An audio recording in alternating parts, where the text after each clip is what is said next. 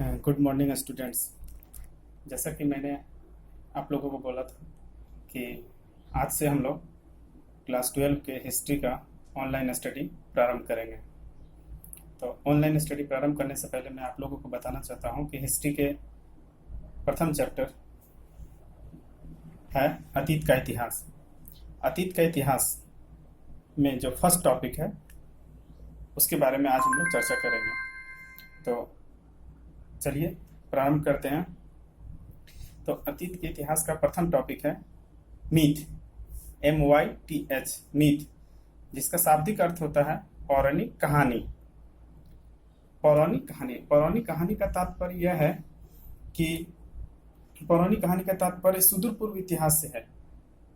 Professor Romila Thapar, एक बहुत बड़े इतिहासकार प्रोफेसर रोमिला थापर ने भी इसे आदि इतिहास की संज्ञा दी है, अर्थात पौराणिक कथाओं या मीथ को आदि इतिहास कहा जाता है। इसके अंतर्गत, मीथ के अंतर्गत ऐतिहासिक बातों को कहानी के रूप में बताया जाता है। मतलब जिन जिन घटनाओं का वर्णन सुदूर पूर्व इतिहास में हुआ था उनका वर्णन इसमें कहानी के रूप में किया गया है। इसके अंतर्गत, मीथ के अंतर्गत वेद, पुराण एवं कल्पित कथाओं को सम्मिलित किया जाता है। मतलब इसके अंतर्गत वेद, पुराण आदि बातों को रखा गया है, उन्हें हम कल्पित कथा मीथ कहेंगे। इसमें, मीथ में मनुष्य की आस्था से जुड़ी बातों का वर्णन, मनुष्य की आस्था से जुड़ी पौराणिक और ऐतिहासिक बातों का वर्णन मीथ में किया जाता है।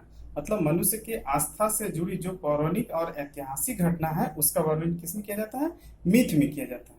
ये हुआ इसकी परिभाषा। अब इसकी विशेषता, मीथ की विशेषता क्या है? किन किन विशेषताओं को मीथ अपने अंदर सम्मिलित किए हुए हैं? तो मीथ की जो प्रथम विशेषता है कि इसमें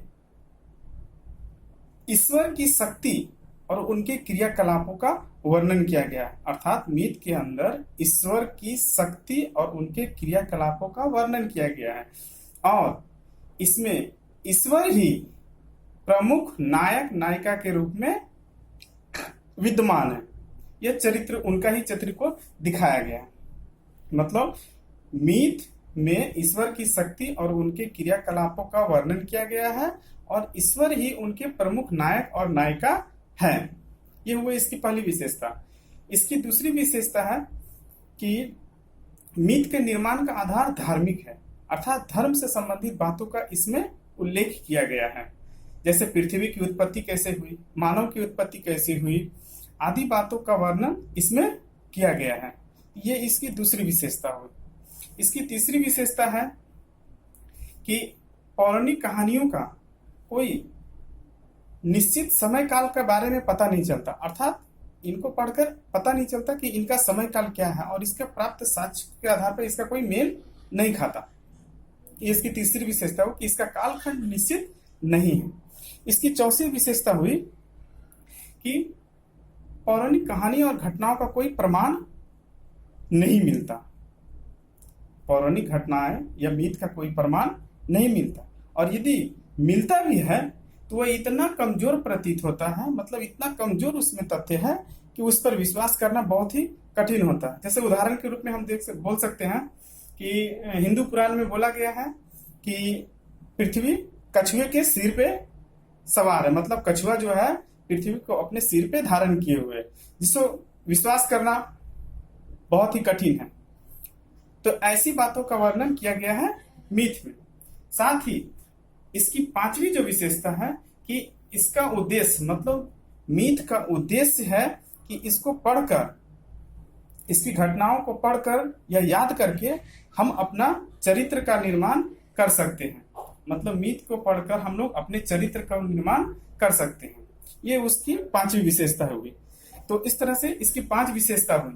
पहली विशेषता, इसमें ईश्वर की शक्ति और उनके क्रियाकलापों का वर्णन किया गया है और ईश्वर ही इनके प्रमुख पात्र मतलब चरित्र है। इसकी दूसरी विशेषता हुई कि इसके लिखने का आधार धार्मिक है। ये इसकी दूसरी विशेषता हुई। इसकी तीसरी विशेषता हुई कि इसका कोई समय काल निश्चित नहीं है। कि इसका निर्माण कब हुआ था या ये घटना कब घटित हुई थी। ये इसकी तीसरी विशेषता। चौथी विशेषता हुई कि प्राप्त साक्ष्यों के आधार पर इसका कोई निश्चित प्रमाण प्राप्त नहीं है। और इसकी पांचवी विशेषता हुई कि उस समय के घटना को याद करके हम अपने चरित्र का निर्माण कर सकते हैं। ये हुई इसकी पांचवी विशेषता। तो हम लोगों ने देखा इसकी परिभाषा और इसकी विशेषता। अब हम लोग इसके महत्व के बारे में पढ़ेंगे। पौराणिक कथाओं को हम लोग, मीथ को हम लोग इतिहास नहीं कर सकते, लेकिन अतीत को जानने में यह बहुत बड़ी भूमिका अदा करती है। मतलब मीथ को हम लोग इतिहास नहीं कर सकते, लेकिन अतीत को जानने के लिए यह बहुत बड़ा भूमिका अदा करती है। जैसे कि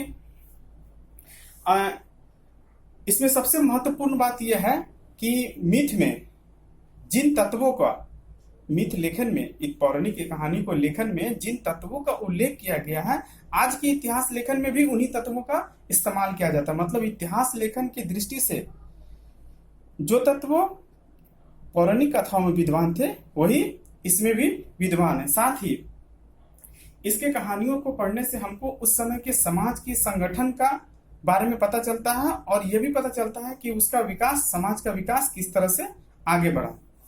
अब इसके बाद है कि मीथ में, इसके महत्व में एक तो सबसे महत्वपूर्ण बात है कि मीथ में जिन राजवंशों का वर्णन किया गया है, मतलब पौराणिक कथाओं में जिन राजवंशों का वर्णन किया गया है वह एक दूसरे से एकदम भिन्न है और विभिन्न प्रकार के जो साधन प्राप्त हुए हैं, मतलब उससे संबंधित जो कुछ साक्ष्य प्राप्त हुए हैं वो भी एक दूसरे से भिन्न है। मतलब वर्णन कुछ और किया गया है और प्राप्त साक्ष्य कुछ और ही प्रदर्शित करती है।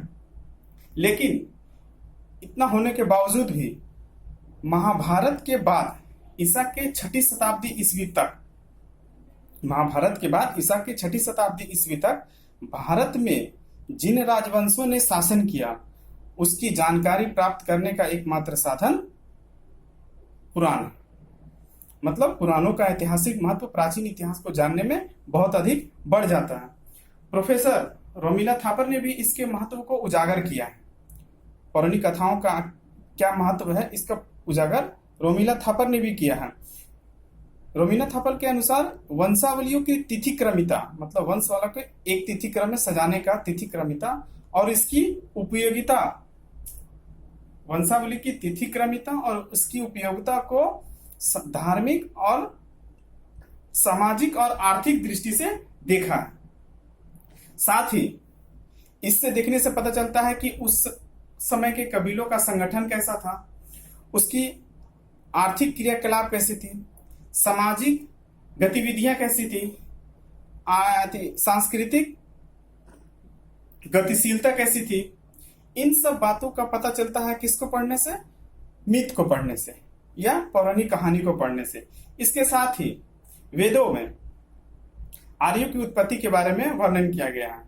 इस प्रकार वेदों को पढ़ने से हमें, या मीथ को पढ़ने से हमें वेद में जो आर्यों की उत्पत्ति हुई, आर्यों की उत्पत्ति कहाँ से हुई, इसके मूल निवास स्थान कहाँ थे, किस प्रकार से भारत में इनका विकास हुआ, इनकी सांस्कृतिक दृष्टिकोण कैसी थी, इनकी धार्मिक दृष्टिकोण कैसा था, इनकी आर्थिक गतिविधियां कैसी थी, इनकी सांस्कृतिक उपलब्धियां क्या की थी, इन सब बातों का भी जानकारी हमें मीथ से प्राप्त होता है।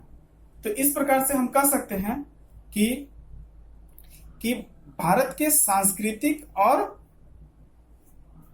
इतिहास के लेखन में मीथ का बहुत बड़ा योगदान है। हालांकि यह राजनीतिक उतनी जानकारी प्राप्त नहीं करवा पाती, मतलब मीथ को पढ़ने से उतनी जानकारी राजनीतिक दृष्टिकोण से इसका महत्व उतना नहीं है, लेकिन प्राचीन भारत के सांस्कृतिक और सामाजिक इतिहास के लेखन में मीथ का बहुत बड़ा योगदान है। तो इस प्रकार से हम लोगों ने आज जो फर्स्ट टॉपिक पढ़ा मीथ, वो यहाँ समाप्त होता है। अब इसके बाद हम लोग कल पढ़ेंगे किंवदंती, लीजेंड के बारे में। Thank you.